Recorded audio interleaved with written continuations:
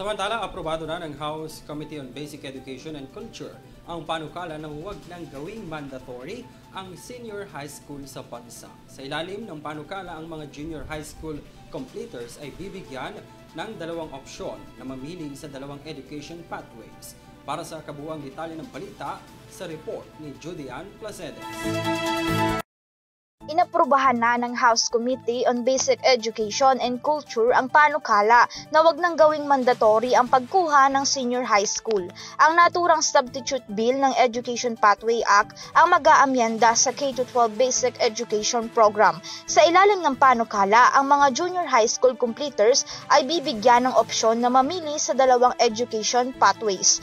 Una, ang College Preparatory Program sa ilalim ng Department of Education o DepEd. Ang Technical Vocation Program sa ilalim ng Technical Education and Skills Development Authority.